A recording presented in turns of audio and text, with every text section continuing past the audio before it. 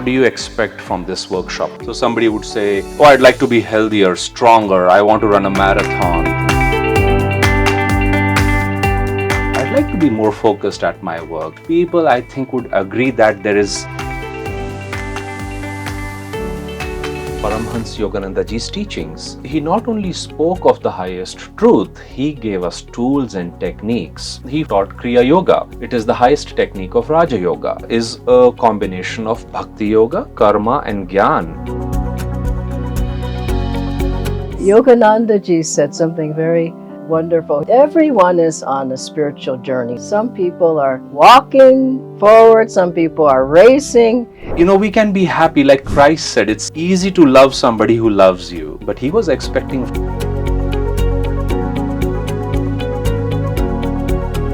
How will you really address to the people so that they can, consistent in this spiritual practice? There has to be interest, desire, maybe pain that pushes you towards wanting to change yourself.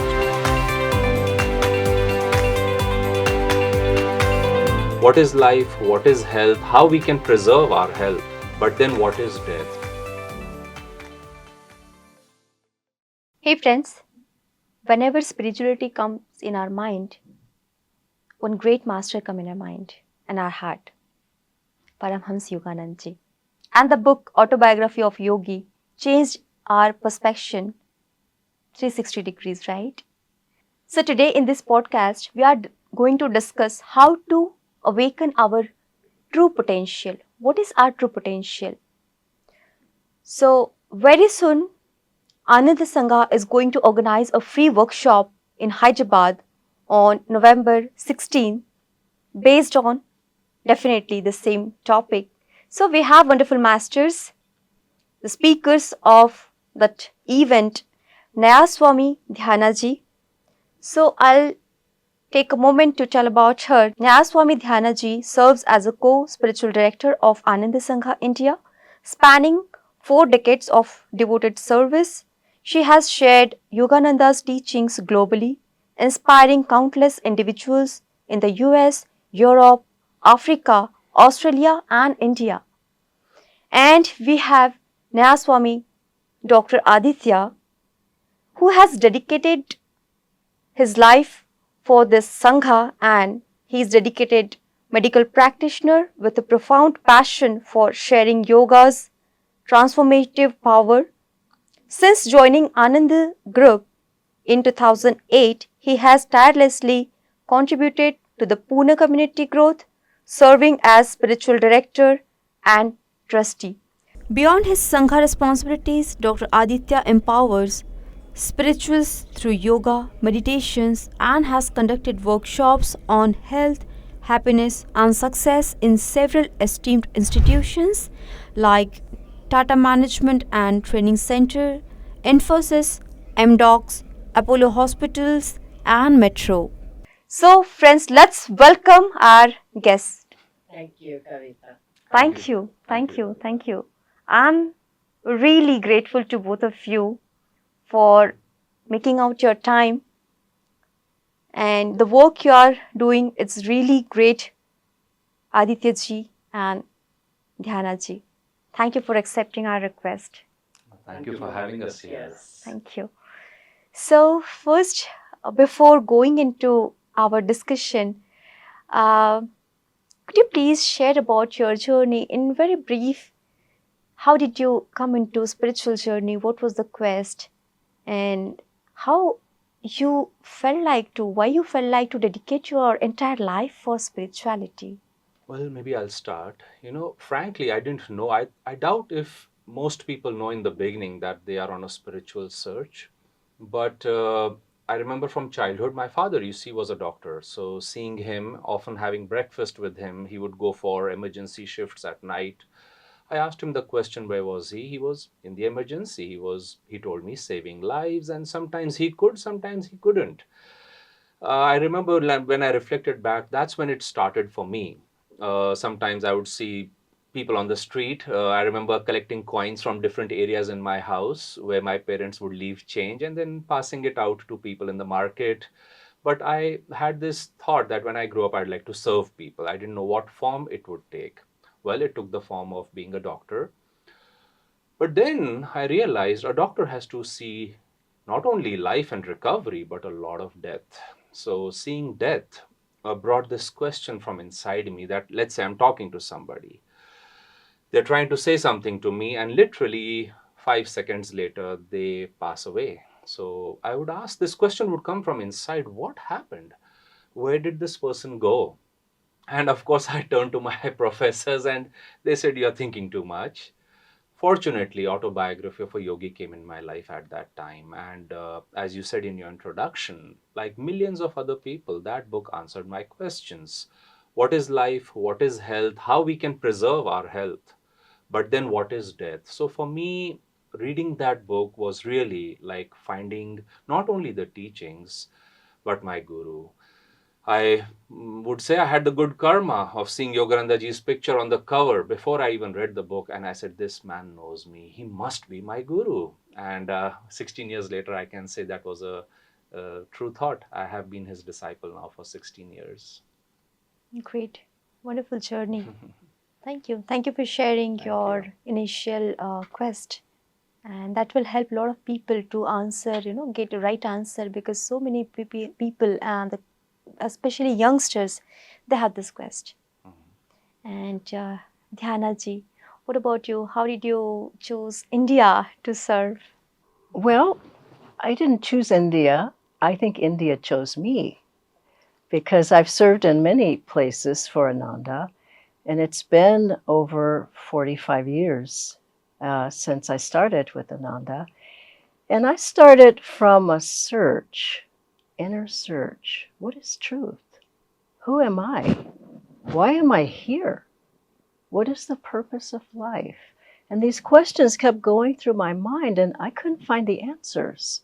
And so I grew up in Los Angeles in a fairly rough neighborhood, and I made it through that. And then I went to college, and this question kept coming in my mind: what is the purpose? Why are we here? And I got a college degree in psychology, and I was still searching: what is the mind about? What is life about? And then once I had everything in life, I had a good job, I had a lot of friends, I had money, I had everything, but I didn't have myself. I didn't know who I was. And I kept searching and searching and searching, like everybody. And then, by chance, you might say, but I think by good karma, I came across the book, Autobiography of a Yogi. I was living in Los Angeles. I went to Yoganandaji's places, and I felt called to at least try to improve my life. I didn't know what that meant, but I took one step.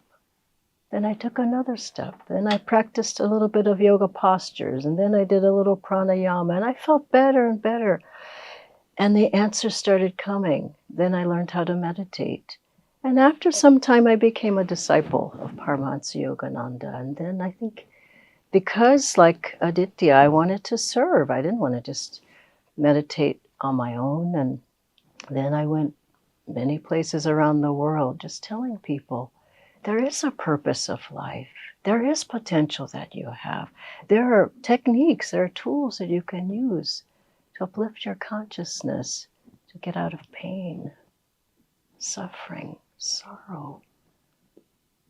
This world is hard on people, and we have to learn how to live in it in a way that's uplifting and inspiring and joyful and peaceful and harmonious and magnetic and energetic. And that's what I found. Otherwise, why would I have stayed so long with the teachings, more than the teachings, with the Guru? Why would I want to share? And that's what we'd like to share at the program that we're giving. What is the purpose of life, and how can we walk in a journey towards finding the answers that we're all looking for? Insightful. So deep. So much deep. Thank you. Thank you so much. So, before going inside this program, first we need to understand what is really a true potential how to awaken our true potential. So, Dr. Aditya, could you please address this question? Sure, Kavita. You know, it means, frankly, different things for different people. I learned this over the years of addressing that topic in different workshops. I would ask people in the audience, what do you think is your true potential? What do you expect from this workshop, let's say? And I very quickly saw, and I, in my mind, put four categories to it, you might say. So somebody would say, oh, I'd like to be healthier, stronger. I want to run a marathon, things like that. And somebody would say, I'd like to be more focused at my work. Another person would say, I'd like to make more money and be successful. So, roughly, I would say in our life's journey, you can think of achieving your higher potential. Now, here's the interesting thing. When you pose that question to somebody and give them maybe even half a minute to think, most people, I think, would agree that there is a better version of them. It's like an update that software updates we get that, oh, this is good, but I'd like to be better. I'd like to be better. So that is, you might say, hidden inside of us, that knowledge that I want to be better than what I am. So normally, what I did is I categorize them in four ways. You can think of physical potential, mental, emotional, and finally spiritual potential. And let me briefly explain those. Physically, it might be, like I said, my medical profession taught me, you want to be healthy, happy, energetic. You want to do something, you should have the physical capability to do that. So for most people, that would be the physical potential. Mental, can I focus on something at will? Can I draw inspiration? Can I endure through a difficult phase? That would be, you might say, mental stamina or mental potential. Emotional would be, we can be happy. Like Christ said, it's easy to love somebody who loves you, but he was expecting from his disciples that you love your enemies. So, do we have the emotional capacity or potential to be calm, to be more loving, to be more, overcoming the reactive process, as yogis say, instead of going through a life, so many people, frankly, ultimately even die constantly reacting and reacting. And a heart attack, many times people get it in a moment of deep reaction. So instead of accepting life the way it is, doing something about it after that acceptance, and then you might say responding, not reacting, that I would qualify as emotional potential. And finally, like I was sharing in briefly in my own journey, you come to a point where you say that, is there intelligence in life, or are things random? Is there a God? Am I perhaps a spirit which is in a body? You see, you're beginning to explore your spiritual potentials. Do I need a teaching? Should I read scriptures? Do I need a guru? All these things start awakening us to higher and higher spiritual possibilities. So I would say each person has to find what is it that they are defining as their potential, and then start the journey from there. Yes, definitely. Here, see, we need everything in our life, but at the same time, we have our excuses that we are busy, right, in our life.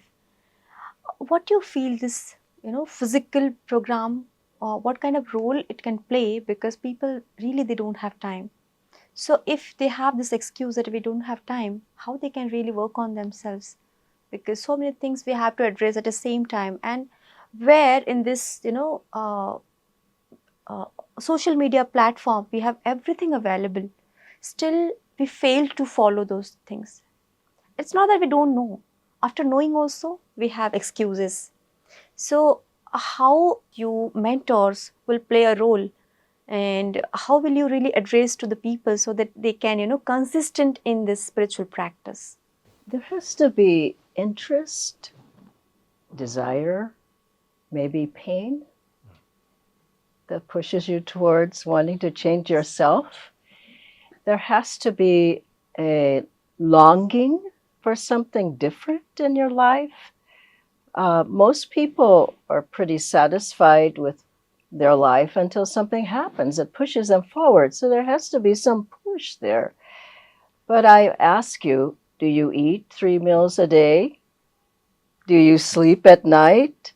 There are things that we do that we have to do them to keep our body, mind, and soul together. And so this is a component of who and what we really are that we haven't put time into. So I would say, instead of thinking you have to go away to the Himalayas, to a cave, leave everything and everybody, and just be there the rest of your life, think, where I am, I'll devote a little time. I will take the first step. And as you take the first step, which is what I did, I began to practice yoga. And I said, wow, this feels good, yoga postures. Then I did a little bit more of yoga. And I said, wow, why don't I try pranayama? You understand? So it's step by step, it's directional. It's not taking a big leap, changing everything overnight. You need time, you need interest, you need help from tools and techniques. And once you begin to practice the practical everyday techniques, you start to feel better. You look better. Your health is better. Your energy level's better. You can get off of the couch and move. You can exercise. You can see your friends. You have a happy look on your face instead of looking dour. You understand the difference? Yes. When yes. that happens and you look in the mirror and you see how changed you are, you want to do more. So I would say for everyone, just take the first step. And then, you like that? Take another step. Typically, you don't want to go backwards. So Yes. Yogananda ji said something very wonderful. He said, everyone is on a spiritual journey, spiritual path. Some people are walking forward, some people are racing. He said, some people are sitting on the sidelines, and some people are running backwards. And so we want to be going in the right direction, but we may only be able to take one step. But the prods are there. Something happens in your life, a health challenge, a financial challenge, a child's in the hospital, your health is bad. Then you say, what can I do about it? Do you understand? Better to start before that. But if not, just start one step at a time and see how you feel, see how you look. See if you have other friends that come around. See if opportunities open up. See if you have better finances. See if you're more successful. When the yeses start coming, then you begin to want to make the changes. Very true. Very true. Here, as I started with the expectations, because we have expectations in our life. So, as per my personal experience, when I surrendered at a time, I felt as I started getting everything. But here, coming in the workshop, what we will really get.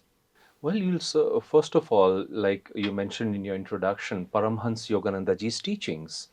You see, he not only spoke of the highest truth, he gave us tools and techniques. He, for example, taught Kriya Yoga. It is the highest technique of Raja Yoga. Raja Yoga is a combination of Bhakti Yoga, Karma, and Gyan. But what I'm trying to say is Raja Yoga especially is known for techniques. So there are pranayam techniques, how you manage your posture, what are your attitudes, ways of thinking, habits, affirmations. Where do you keep your gaze when you're meditating? So many things. So people will learn all these things. We'll be offering workshops leading all the way up to Kriya Yoga. But even in the workshop, we will be doing certain practices and affirmations to give people a brief experience in that. It's a 2-hour workshop, so we cannot share everything.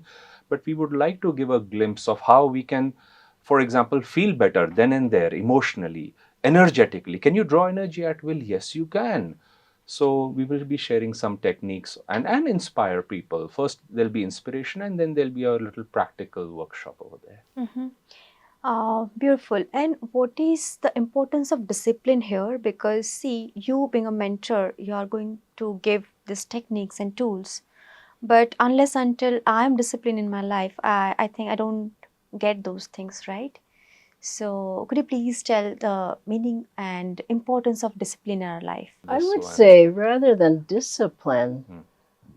follow the joy. Do you feel happier? You understand the difference? Rather than Yes. I have to, I must, I must. As your body starts feeling better, as you start feeling more uplifted, as you're more inspired, as you feel more happy in your heart, then you say, wow, I would like to meditate today. And we have, imagine a toolbox, and you have many tools in there. And specifically for this path, we have a tool for energy. How to have more energy in life. Energization exercises developed by Paramahansa Yoganandaji that we do every day. That's why we're so energetic. Many people don't have the energy to do a whole lot. We go long hours with many projects, and I travel all the time, every month, at least one or two places every month on airplanes, and go to different cities, different centers. And why? Because I energize. It's been almost 50 years of doing the set of energization, energy exercises of Yoganandaji. That's one tool you'll have in the box. Another is pranayama, as Doctor is saying here, how to breathe. If you can just breathe properly, you bring in more oxygen and prana into the body, and you get rid of the toxins in the body. Simple pranayama. You can do it every day. You can do it in the morning. Yoganandaji said you can do it in the bed, lying down to get up. He said, Wow. and then your body's just full of prana. You jump out of the bed. He said, if you're not energized by then, was Swami Kriyanandaji, he said, walk in place next to your bed. Get the energy going. And that's part of the energization exercises. So you have energy exercises. You have pranayama. We have concentration and meditation techniques where doctors saying, focus here at the spiritual eye. Why? Your energy is uplifted, uplifted, uplifted, and focused here. What happens here? This is the seat of joy. It's the seat of enlightenment. It's the seat of answers, intuition, super consciousness. And then you go about your day and you just feel uplifted. And then we have another practice, which you will learn as you go along on the path of mentally chanting and feeling the vibration of Om, the cosmic sound that created everything and that's inside of us as well. And then we have the powerful practice of Kriya Yoga, which helps to dissolve your karma. So, is it really possible? And lifts you up. Well, every part of life, if you're serving, if you're chanting, if you're singing, if you're doing particular practices of a spiritual path, yes. If you're improving yourself, you can create more bad karma. It's up to you. Or you can create good karma. You can dissolve the karma. This is the teachings of our path. And so why do people look better after they've been on a spiritual path for some time, a true one? Well, they are better. They're more pure. Their thoughts are more pure. Their energy is more uplifted. They're more inspired. Their aura is bigger so that things may happen. You can go outside and anything could happen anytime. But if you strengthen your magnetism, spiritual magnetism, your strength, your energy, your will, you know, you were talking about discipline, and people just don't have the will to do anything. I don't feel like it. I don't want to. But you put a plate of pasta in front of them or Indian food, people go for it, you know. But you say, well, come on, let's go and chant and meditate. Go to the sun. Rather turn on the television. So I would say follow the joy within. And how do you get that? You'll have these tools to work with. It's not philosophy. Yes, we will share philosophy, but you'll take home tools and methods. Use one, even one. And I bet you'll find a difference in your energy level, your magnetism, your concentration, which lead to better success, prosperity, better relationships in your life, and contact with a higher source. Now, who wouldn't want True. Yeah. I'll just add, picking from where Dhyanaji mentioned, your question was on discipline, and Dhyanaji said, follow the joy. And most people think they are two different things. In the beginning, you can say, Yogananda ji has this beautiful quote: a disciplined mind is a happy mind.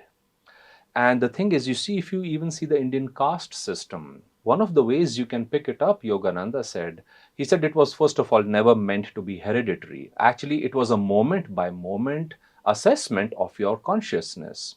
So, what's a Shudra consciousness? Well, you're lazy. You don't want to do anything for yourself. Certainly, you don't want to do anything for other people. Take it one step higher if you have some energy. I'll do something for you, but what will you give me in return? It's better than the Shudra consciousness. This is the Vaishya consciousness. It brings more happiness. Well, you reach a point, think of a parent, a soldier, a wonderful leader. That's a Kshatriya consciousness where you say, I'm not feeding milk to my child thinking of a return over here, thinking of money. I'm not serving my people based on the returns. My happiness depends on giving.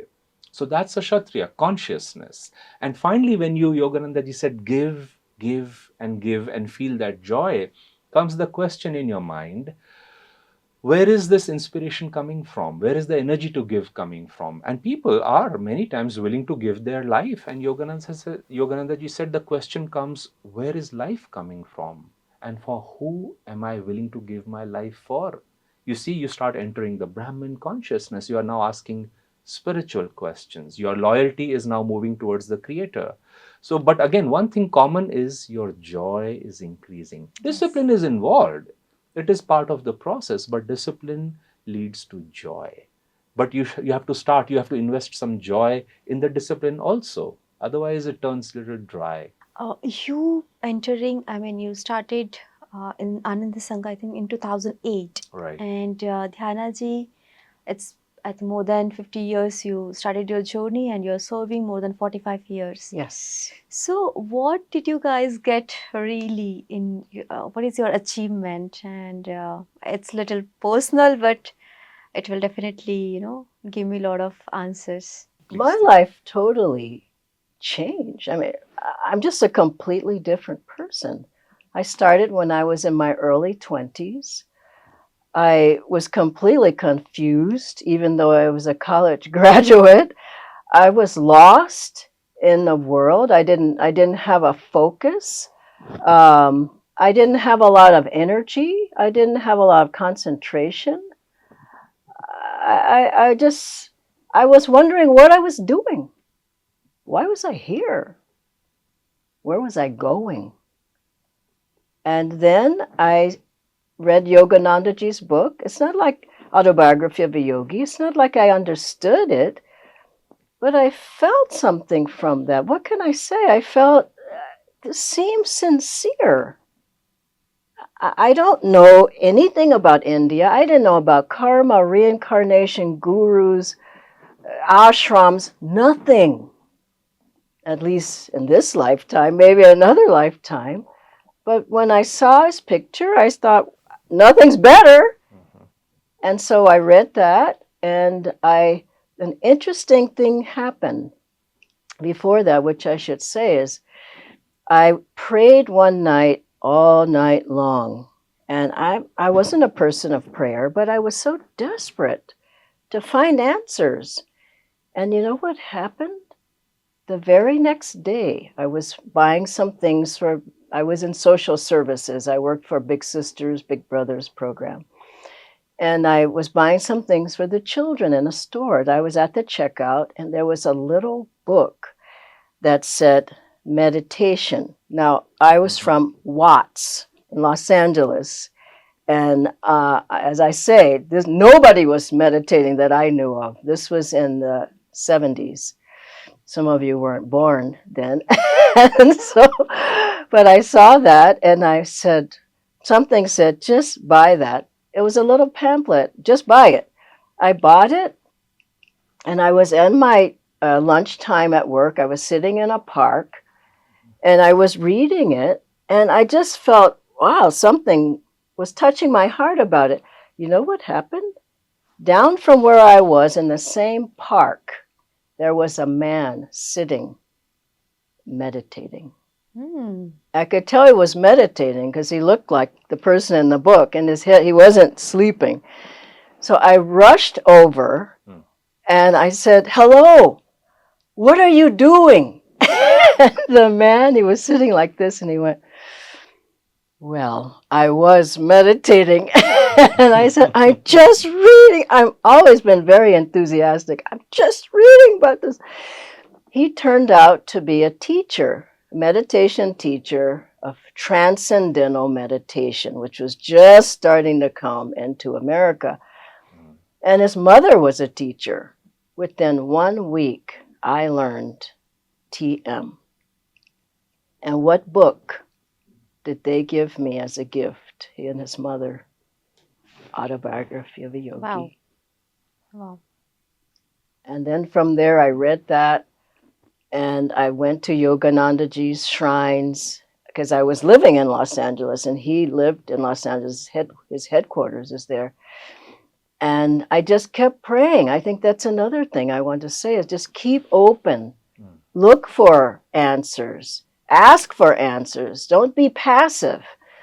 And then someone told me about Ananda and Swami Kriyananda, a direct disciple of Paramahansa Yogananda and Ananda communities where he trains you in Yoganandaji's teachings. And I thought, wow, I just couldn't believe that.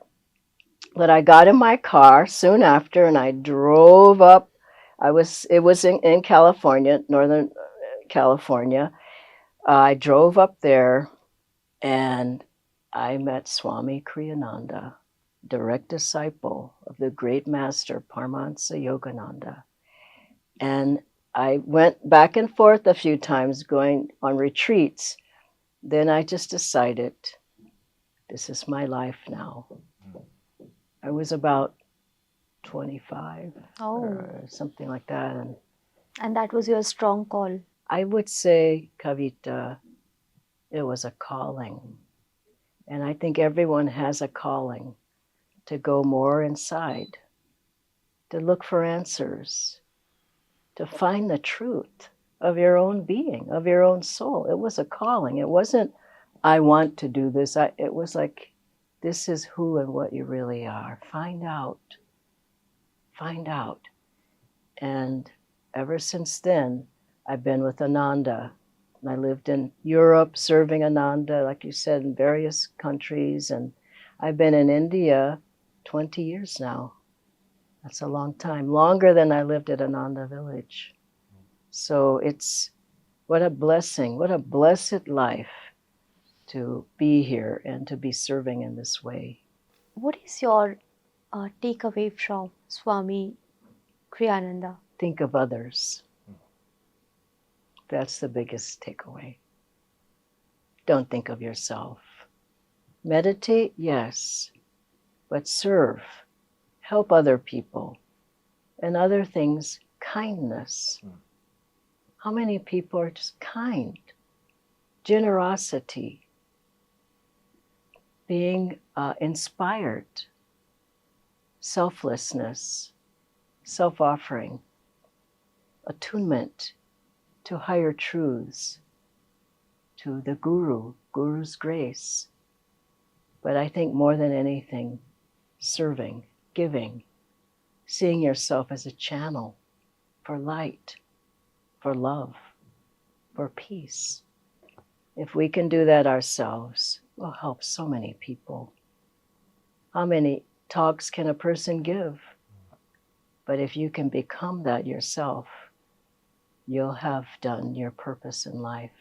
Like what you're doing here, helping people to understand truths and understand themselves. And it's a great blessing. Definitely, yes. Little more personal. Well, you are serving, but what about our own personal gain? How did you balance everything, and how did you really achieve the success and prosperity and the abundance? Everything is really very much important, and the relationship. How can we also work on all these things? Well, my life would be different from what I'm sharing with other people, but my relationship is with God. And what do I have in my life? Everything I need, because that's the pole star of my life. It's been a journey, though. I didn't start that way. I started restless, desirous, anxious, tense, Yeah. and but I just kept going. And I think people should know it's directional. It's not something that happens quickly. It takes time. But where are we headed? We're headed towards light. We're headed towards joy. We're headed towards peace. And what about someone who's watching, perhaps? What will they gain from this? Is what you're asking? Yeah. What you gain is your true self. But in between now and then, you gain peace of mind, a happy heart, more friends, better relationships. I mean, when you gain in willpower and focus and concentration, then you can do anything better. You can be successful in anything. Yeah. The principles are what we're offering. Principles, yes, techniques and tools. And it's not just for us. These are for everyone. Yoganandaji, he went to America in 1920, and he taught in the largest lecture halls throughout America. And in the 1920s, I mean, people didn't know much about India, but he courageously went. He would share all these teachings and techniques because Americans are very practical. Sounds good. What am I going to do about it and how? And he taught people all the methods we've been talking about here. And he even chanted. We have music through Ananda and chants, spiritual chants. Just listen to the music that's out there. It's difficult to listen to. But he brought that as well.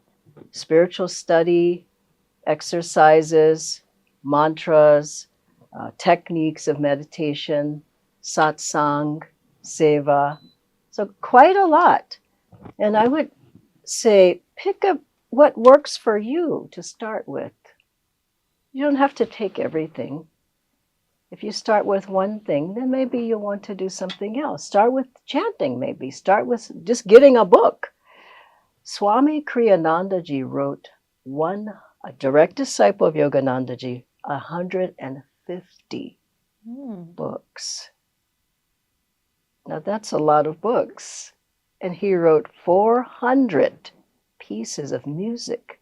Wow. That we sing and chant. We have choirs that go around singing that music. We have kirtan. So I'm saying pick up what works for you. Yeah. And start with that. And then you might find that you want to add something else to it. Then you add something else. And I would add this statement from Christ, seek ye first the kingdom of God and his righteousness, he said, and all these other things shall be added unto you. And partly what that statement is also saying, as Dhyanaji was addressing, is that when you change yourself, when you change or you make God, super consciousness, joy, righteousness, the focus of your life, everything around you starts changing. The people you meet, the thoughts that come to you, the amount of energy that comes to you.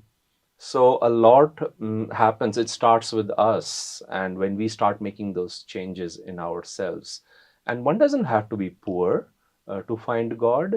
We've come out of Kali Yuga, the dark ages, into the age of energy, Dwapar Yuga. Your aspiration for God should not slow down.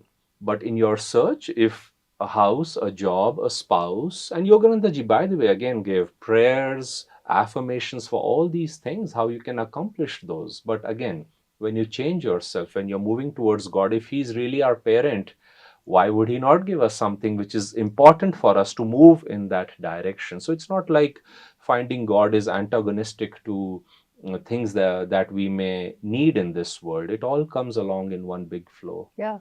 And in Yoganandaji's time, his foremost disciple was a millionaire, That's James Len, Rajasi Janakananda, and many of his disciples were very highly successful and very prosperous. Mhm. And so I totally agree. It's not that you have to give up everything, it's you gain, but you're not attached to everything. I have to have this to be happy. I have to have this much money. And you see people, when they get a certain amount, they want more, isn't it? And then I have to have more, and a bigger car, and a bigger house, and more of this and more of that. And really, the teachings of any great path, what are they saying? Happiness is inside. Mhm. It doesn't mean you can't have anything, but find your true joy inside yourself. That even Swami Kriyanandaji, when he went through different surgeries, he was in hospital, and one time he was, and I can't remember exactly what he was going through, but the doctor came in and asked him, well, how are you? Swamiji says, wonderful.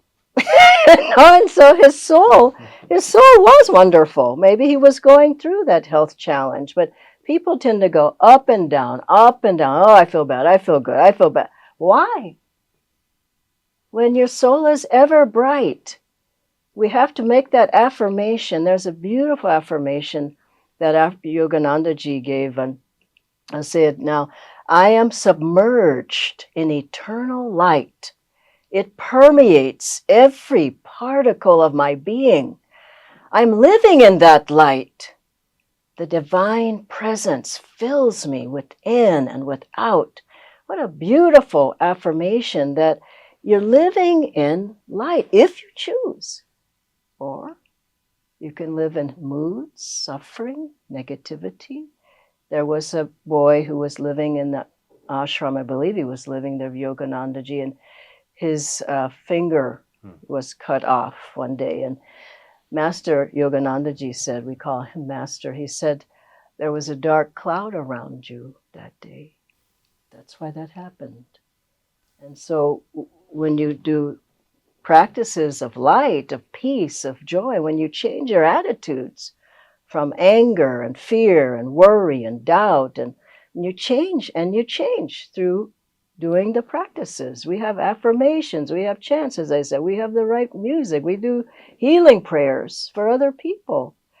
When you do all of that, you start to change the energy around you instead of it being volatile or negative or dark or whatever. It starts to become more and more light. There's an amazing story that I want to share with you of a good friend of mine from years back, maybe 3 decades back. She had AIDS, and she was a dear friend. Her doctor said, you may live a year. And so she talked to Swamiji. She called him and told him what happened. And he said these words, don't go into the consciousness of the disease. How beautiful. Instead of, oh my God, you're going to die in a year. He said, don't go into the consciousness.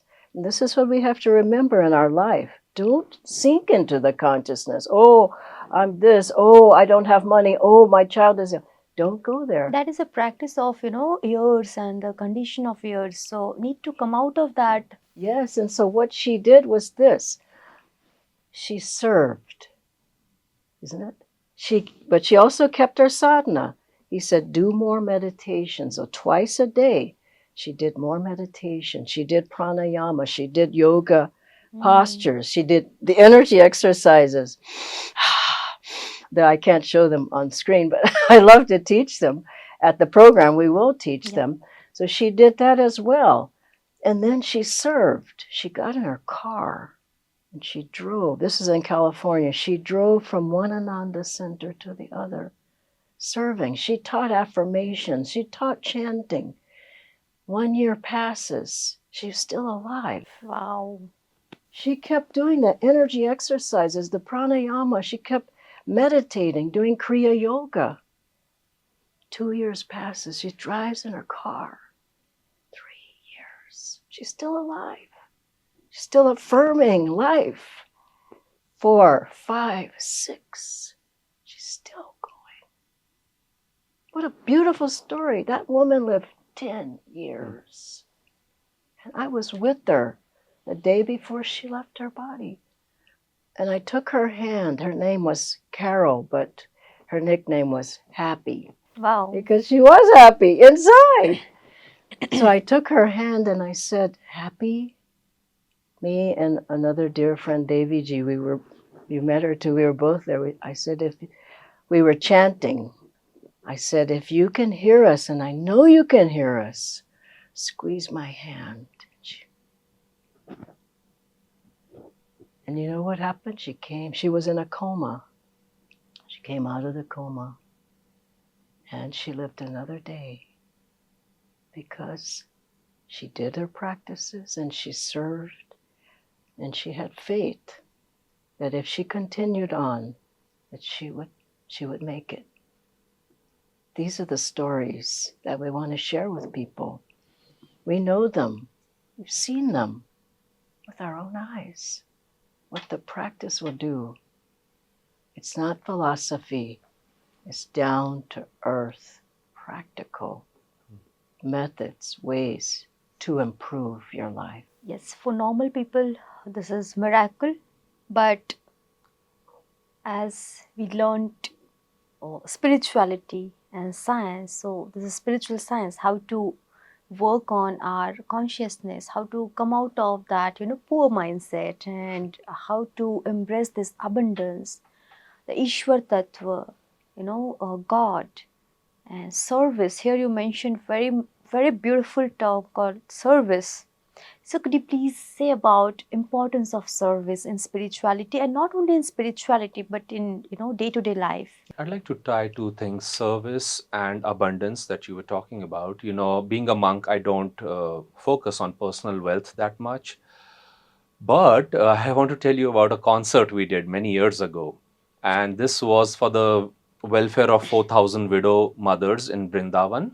And we thought, let's do a music concert with Hari Prasad Chaurasia ji, who Wow. plays the flute. Yes. And that goes with the theme of Krishna in Vrindavan. So one thing led to another. We then invited Shiv Kumar Sharma ji, who is no more now, but he was like a spiritual brother to Hari Prasad Chaurasia ji. So anyway, our budget in the beginning, our budget was about 3 to 5 lakhs. And that's frankly what we had in the bank. I remember we clearly had not more than 3 lakhs. But as the plans unfolded, and remember, this was a charitable event to give away the wealth to the mothers, we ended up generating 63 lakhs through this event. And we had to do fundraising. We reached out to corporates. We did ticket sales. But there were a lot of permissions we needed, a lot of bookings we had to do. So it was a very interesting 9 months, I remember. But in the end, we were able to generate that money, give it away. It was, I remember, actually Dhyanaji's birthday that day, 30th September. It was Lahari Mahashaya, one of our gurus in our line of gurus, his birth anniversary day. We were celebrating Yoganandaji's 125th birth anniversary year. We launched many things, an art exhibition, Kriyanandaji's art book at the hands of Hari Prasad ji. So many beautiful things happened. But what was the people asked me, why are you doing this? What has a monk got to do by raising 60 lakh rupees? I'm not an artist. My background is in medicine. Why am I organizing a concert? Why am I serving the widow mothers? But you see, me, my larger team, we were all doing this in a spirit of service. That this is such a beautiful thing somebody is doing in Vrindavan. Why not bring awareness? Why not raise money? And yes, I had to explain the cause to people. But whether it was individuals, whether it was complete strangers, corporate people, I remember I was meeting somebody who was the CSR worldwide head for his organization, and we had a 15-minute window. He still kept getting calls in between, and at some point he told his secretary, he said, you see, I'm in the middle of something really important and I'm learning a lot of new things. Can you excuse me for 10 extra minutes, please? And I told him, I said, sir, sorry, we are taking your time. I can let it be. He said, no, I didn't know about Yogananda ji. I didn't know about autobiography of a yogi. I didn't know about the widow welfare work in Vrindavan. He says, these are such beautiful things you're doing. Please continue. He ended up giving us, a fair chunk of money for the concert. So this was all done in a spirit of nishkam karma, selfless service, that let's put out energy. And God gives you a lot of energy to do this, right from the idea level to the energy to do it, to the outer accomplishment. But in the end, you offer it in symbolically to the widow mothers, Yes. to God. I offered it to my guru. I said, Master Yogananda ji, this is a birthday gift from all of us to you. So I feel service brings more energy. You forget yourself. Frankly, you sometimes get doubted upon, insulted. People will insult you. They will say, hey, like Kriyananda ji, my teacher, used to say, he's not telling what his real motive is. So it must be a very dark motive with about money, about personal name, fame, whatever it be. But when the devotee, think of Hanuman, when you want to serve, your happiness depends on it. You want to do it. What else would you do for your guru? And when you start seeing God and guru in everybody, it's a wonderful life. So that's the magic of seva. I mean, everything comes from the divine source, doesn't it? Everything comes, I mean, how could you breathe? How could you see? How could you walk? How could you talk? How could you digest food? How could you do anything without the divine power serving you? Mm. Why not give back? There was a man, Yoganandaji told this story, who put way back in 20s, 30s or so, he put a $100 bill in the collection plate, which was a lot, a collection box, which was a lot then, and he felt very proud. And he told Yoganandaji this, I've put $100. Yoganandaji, his response was, I don't know if he told the man directly or not, but he said, God was already the money. You were just giving back.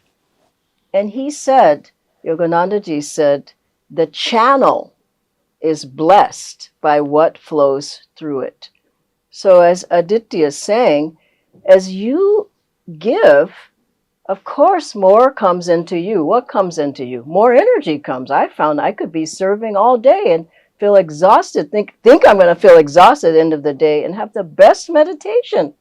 And then have more energy the next day and more energy the next day. And so it gives you more energy, gives you more magnetism. It makes you happier when you can, when you give a gift to somebody, don't you feel happy? I do. I love giving gifts. I love giving gifts more than getting gifts because it's just a joyful feeling of expansion, of openness, of selflessness, of getting rid of the ego. What about me? That's where everybody lives. What about me? Well, what about not you? What about somebody else? And we have a work where we're serving an orphanage in Mumbai. In Brindaban, we have a work where we're serving 3,500 widow mothers who were put on the street. That we provide a home for them, and in their own homes, one who lives in their own home, we provide the food and whatever they need. Now, why? Because it's a part of life to help people. It's not making you special. It's a part of life. And so serve in whatever way you can.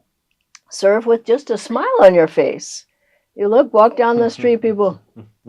And I when I first came to India, I didn't know. America's very, happy that way and sharing. And I walked down the street. Hello, good morning. I said, what's wrong with them? But now the neighborhood I live in, because I'm always like that. Hello, how are you? Now everybody comes to me. Hello, ma'am. How are you? Do you see? Yeah. Now that's a return. Because I just kept giving, people changed. And so you don't have to go give this, give that, give a house, give a boat, How about give of yourself? Think about that. Who can't do that? Everybody can give something. Even if you walk by somebody who's poor and just pray for them. Or we have a prayer that we do for people. We have many prayer groups. We just pray for people. So even that is giving, is service. And as you cook, as you give a talk, as what you're doing is a wonderful seva. It's helping to bring light into the world and joy. The service you have done or you are still doing are really great. I bow down to you and the entire group.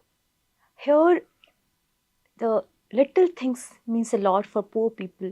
Yes. But the spiritual teachings, which is, eternal, which I think maybe we will carry after leaving this body also, that is more important. Here, Dr. Aditya, I would like to know, being a monk, how did you achieve prosperity in your life? Well, frankly, I'm not poor, but I'm not extremely, I wouldn't even say I'm wealthy. But this using these techniques, Absolutely. But money magnetism, if we have to talk about that term, or prosperity, magnetism, abundance, well, it's not so much about keeping money in the bank, but being able to draw to yourself what you need when you need it. And that is something mentioned even in ages ago in Patanjali Yoga Sutras.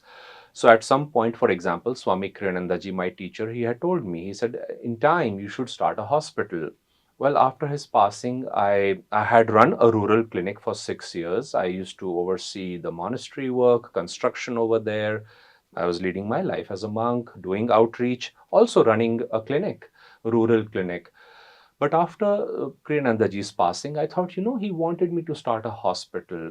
Felt I should go to a hospital setting and refresh my knowledge and things. So I worked for 1.5 years in a hospital. Well, that brought me the money. But frankly, it's very interesting. At one point, after 1.5 years, one morning, I inwardly felt that, I'm not learning anything more over here in terms of medical. It was a remote rural hospital. Right. And I have learned everything I need to start a setup like this in a rural location, which was the goal. And when I reached out to Nayaswami Jaya, my spiritual mentor, I said, sir, I feel, maybe I should withdraw from that active medical work now once again and focus on something else. He said, I had the same thought this morning. And then he said, why don't you oversee the work that's happening in Pune, which is where I've been mostly based. So I moved from there. I have a stipend, a nominal salary. But again, frankly, when you were asking Dhyanaji, what is it that Swami Kriyanandaji has left us? There are so many things he gave. You can imagine in 150 books that he's written, he's focused on many things. But for me, one of the very fundamental aspects of Yogananda and Kriyanandaji's teaching has been that consciousness is the source of everything. You see, people focus so much on matter. Again, when somebody dies, we feel that's the end of them. No, it's the end of a form. The energy or astral form, the causal or thought form remains. And where do those also come from? They all come from consciousness. For me, if my consciousness is growing, if my understanding of the path and experience is growing, that's the wealth really I'm after. Everything else, I frankly try to keep it on a little functioning level. I don't want more than something. And by God's grace, through my family and parents and my little efforts through the Sangha, I'm able to keep that boat afloat, you might say. But the thing I'm really after is consciousness. And that's also the gift we share, that how can we all change our consciousness? And frankly, again, like Dhyanaji said, once your consciousness changes, if God wants you, you should and can easily be a millionaire, a billionaire in these times. Rajarsi was a millionaire in 1930s. Why not? Raja Janaka, Krishna, they were so wealthy, but that wealth was not really what they were after. So spirituality gives you the strength on every level, as we've been discussing, to manifest what you want. The question is, what is it that God wants me to manifest? And you do that and stay in God consciousness. Well, you are a doctor and you might have practiced with so many doctors. What you would like to recommend to the people or patients? Because see, the disease is, it's common and everybody faces after a certain age or maybe by birth also. Yes. So what sort of practice they should do? What is your message for them?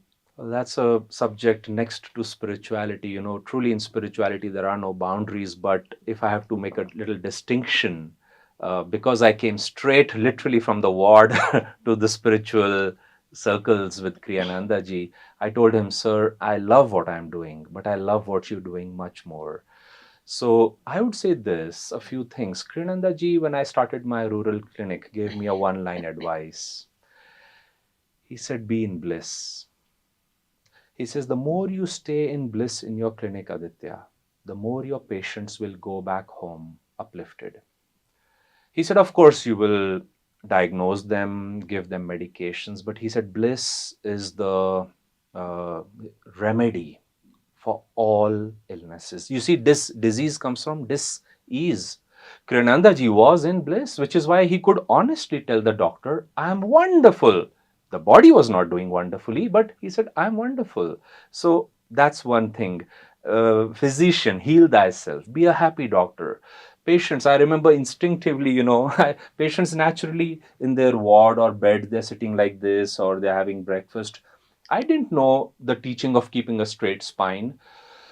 But in my rounds, I used to go and somehow instinctively, I would keep my right hand on people's spine and just on their shoulder. And I would say, hey, Ramu, good morning. How are you? And they'll like, oh, I'm well. Thank you. Thank you.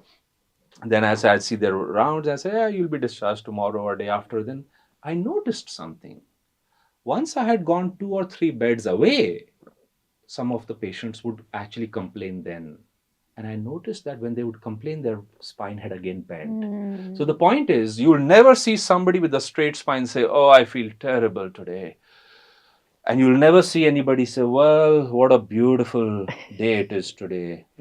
There's the yogic teaching of a straight spine, the energy that flows in the spine. So the posture is there very is, much it's a whole important. subject, health and healing. Yeah. But by God's grace, in the practice I've done, and little bit I still do, intuition has come. When I don't understand a problem, I pray to God and gurus, and some beautiful answers come from there. I try to, here's something I would say, a message to doctors and patients alike. Make the patient or the person who is seeking recovery at least half of the equation. Don't just think you've reached the best doctor and they are going to fix you. You have to do something about it. Change your habits, lifestyle. And I've seen people go to the best doctors, and sometimes you see your prescription keeps getting bigger every year. Oh. And then I've seen actually people come down from, I am remembering one case, from 8 tablets of various illnesses after 4 months down to 1 tablet. And I still meet that person, and he meets me and he says, still on 1 tablet. And I said, keep it up. So what did he do? He took charge of his life. Exercise, diet. I know he started sweating out of exercise every day, 45 minutes. Meditation, pranayam. When you take charge of your life, most lifestyle illnesses can, be reversed or at least be controlled with minimum medication. Very, very, very important message. And that is really, it's not only about the people who are unwell, but who are doing good also. They should practice all these things from the beginning so that they should not go into that disease mindset or, ill mindset. Yeah. And everything we attract by our thoughts. So that is very much important to keep positive ourselves. Thank you. And Dhyanaji, the last question, you've been, seeing hundreds of people and practicing these techniques. I'm sure you saw some people who go through difficult situations like regrets, disappointment, failures, depression, and whatnot, guilt. So, how do you get out of this negative situations? How do you guide them, and how they are really doing good? I think I can help people because I've been through that myself. It's not a philosophy for us. It's a living teaching. We live the teachings of Paramahansa Yogananda ji. We live yoga. You could say, in a way, we are yoga, that if you're practicing that, you become it. And so, what would I recommend? I would recommend that you take charge of your life, just as Dr. Aditya is saying, did you take charge of your life? You start with some kind of improvement, techniques of improvement. As we've been talking about here, you start with maybe affirmations like we did, or a little bit of deep breathing. Inhale, tense the body. Exhale and relax. Inhale, tense your body. Exhale, relax. Do that several times, or go take a yoga class. Learn how to meditate. Maybe meditate 5 minutes a day. Just start with something instead of, as you said at the beginning of this interview, excuses. I call it the book of excuses. There's so many. I've heard them all. Yes, yes. And so you have to shift that and say, no, I'd rather just start with what I can do. And it could be 1 minute a day of sitting quietly, then expanding that more. Do one exercise. Do 5 minutes of exercise outside. Like, I like to walk. I walk and swim. And some days it's raining or whatever, and I don't want to go out. If I can just get to the door and open it, walk out. You have to have ways that get you to do it. Another thing we haven't talked about much, but it's going to help people a lot, is you need satsang. You need other people who are like-minded, who you spend time with. They're having a good day. You might be, oh, and like what Dr. Aditya is saying, you feel better because that person's around. And other good satsang is watch programs like these. Yes. Go on and watch them and be inspired. Listen to inspiring spiritual talks. Change the music you listen to. I used to play violin and cello. Now I'm playing the Esraj. And Wow. I love it. Now, why? Because I'm playing Swami Kriyanandaji's 400 pieces of music. That's my goal in life. I haven't learned them all. And I play harmonium, and I have a gong, and I have a tanpura. Now, how many instruments do most people have? 0.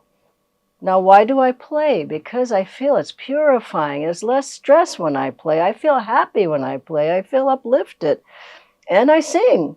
I sing the songs of our path. So find some way that you can take charge of your energy. You can become more energetic. If you want to be happy, Yoganandaji said, nothing can make you happy. If you want to be happy, you make happiness your own goal in life. Every day, practice something that will make you happy. And watch the inputs, the music, the food, the people who you're with, the television programs, the TV, the movies you watch. You're putting it all inside your consciousness. And what is the spiritual path about? Upliftment and change of consciousness. So it'd be like pushing from both sides of a door. I'm doing this, but I'm also doing this. I'm trying to, but I'm also, you don't get anywhere. And so you have to take charge. And as you do, you find that, as our guru said, and by the way, my inheritance, we were talking about that, my inheritance comes from my guru. What he had, he gives to the disciples. A great guru gives everything that disciple needs. If you feel it's good, if you feel it's bad, that's where your inheritance is coming from.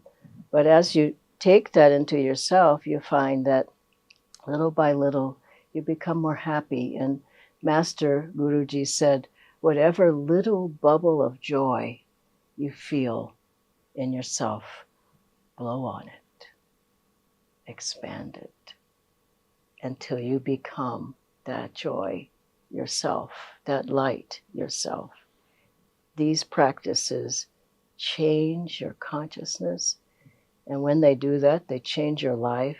They change you to be able to uplift yourself, to your highest potential, physically, mentally, emotionally, spiritually, on all levels, one step at a time.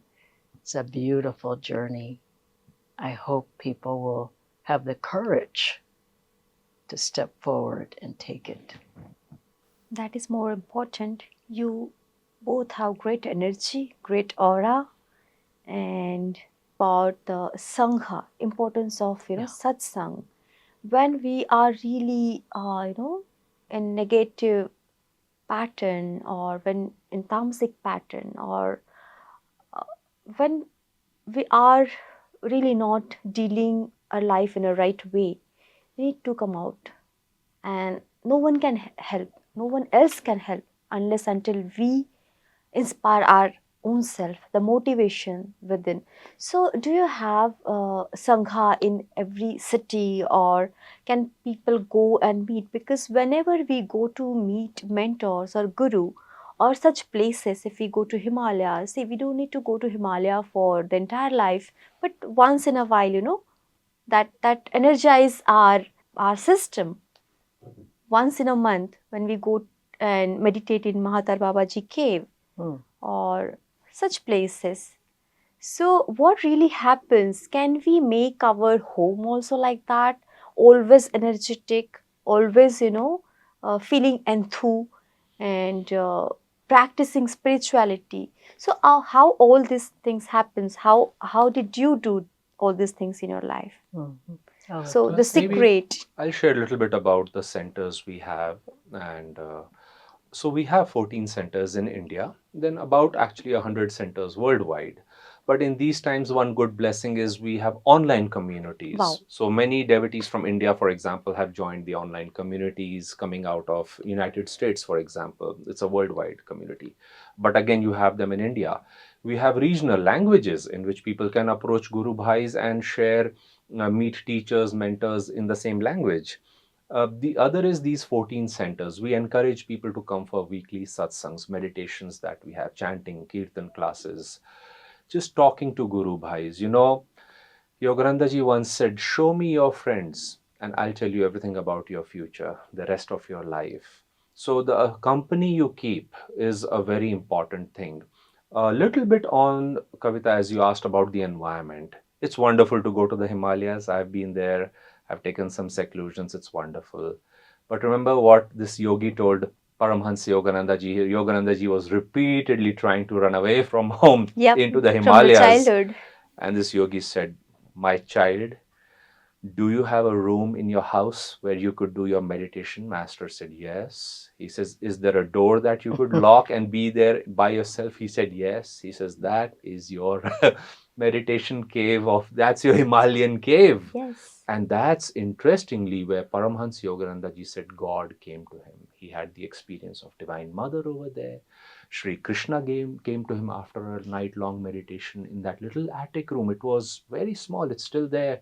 So the point is, in your house, most people have a puja room or a corner.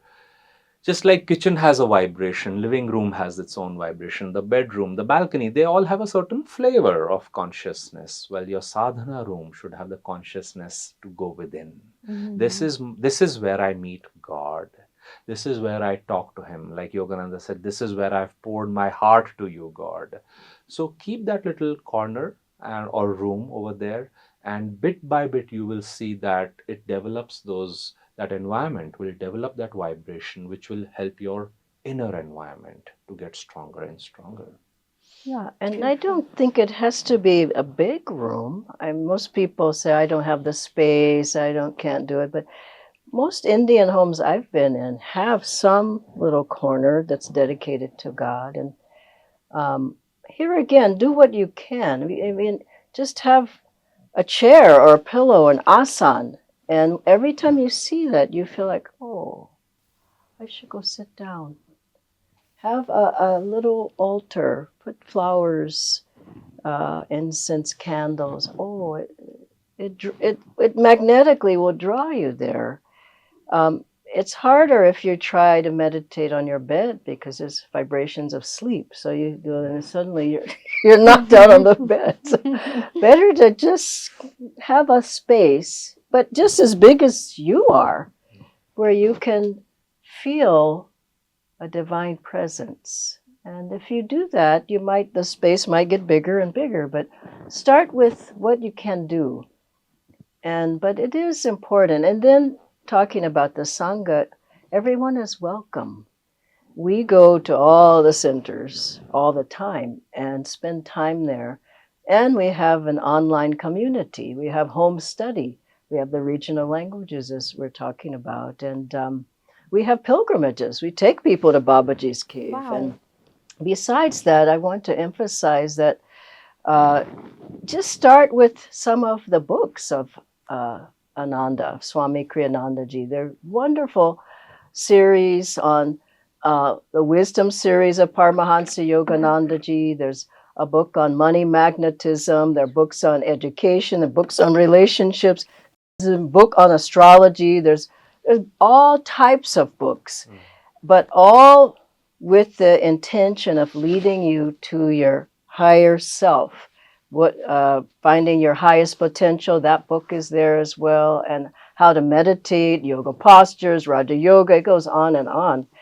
And I was with Swamiji when he wrote many of those books, and he would come out and say, here, read this chapter, what do you think about, give me your feedback. And when he wrote the music, and so the books give, what shall I say, a blessing? They give a blessing. The music gives a blessing. And when you're feeling kind of down or heavy, just open one of them. Go online and just watch one of the videos of one of the teachers, or put on some of that music, which you can get the books on Amazon as well, and through our centers and through Ananda Sangha publications. And the music you can get online or through publications, but you need aids. You can't just think, I'm going to do it by myself. You need aids, you need tools, you need techniques, you need friends, you need guru bhais, you need help, let's face it. And so what Ananda provides is a lot of support, encouragement, and people, and accessible teachers who have some experience, perhaps, that may help you. And so partake of it. Don't feel like you're alone and you're starting the path alone. You don't know where to go. You don't know what to do. No, there's a roadmap. There's a journey, but there's also a map. And you need the map. That is really very much And important. besides that, there's a guide. Thank you so much. Thank you so much to both of you for coming and sharing all this wisdom, which is really very much needed in our life. And before closing this podcast, I would like to request you to share your message to our audience and to the world, which is really, helpful for them. Friends, namaste. I hope you've enjoyed this interview. Like, we said in the beginning, everyone is trying to become a better version of themselves. I hope you will come for this talk, and through the universal teachings of Paramahansa Yogananda ji, through the techniques that we will provide, you will try to explore and experience that greater potential. Physically, it's never too late to start this journey. So physically, mentally, emotionally, and most importantly, spiritually. That's like, for a puppet, if you pick life with that knot, everything else falls in place. So we look forward to seeing you there, and I hope you'll take steps on this journey forward. I would say to all of you, and Kavita, it's wonderful to be with you, that there's hope. I remember growing up thinking, what hope is there?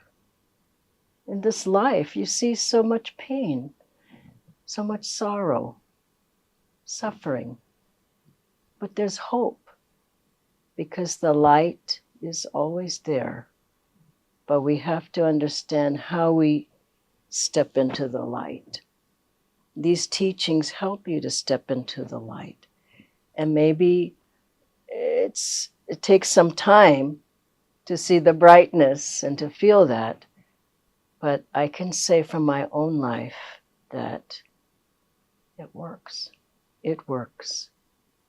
And I know one of my friends said to Swami Kriyanandaji once, I don't feel like I changed at all. He said, what do you mean? You're a completely different person. I can say for myself, I feel like a completely different person. And before, there's a hypnotism that takes you. You're this little person, this little personality, this nationality, this hair, this color, and it's all a dream until you can wake up to your highest potential. And we're still striving to reach that, but at least we're on the way, and we have the map and we have the guide, and we're going all the way. I request all of you to join us in this wonderful journey and search for our highest potential. Thank you, Kavita. Thank you so much, Nayaswami Dhyana ji, Nayaswami Dr. Aditya, for coming and sharing such wonderful wisdom with all of us, which is definitely going to help the entire world, and especially people who are in Hyderabad, who are on the journey of spiritual search, spiritual seekers. And definitely that seeding is very much important, that step in is very much important, because we cannot see fruits or long tree in the day one. There's a long process, and that first step is very much important. That's right. Thank you one more time. Thank you. Thank you very much for having us. Thank you. Thank you. Friends, I know you loved this episode, and I would also like to request you, please join us, and please join this workshop on November 16th morning, 10:30 to 12:30. It will definitely answer your questions. It will help you to guide your quest on spiritual journey and how to balance your life in a right direction. Thank you, friends. Thank you for watching this episode one more time. Please like, share, subscribe PMC English, and please share this video with everyone. Thank you.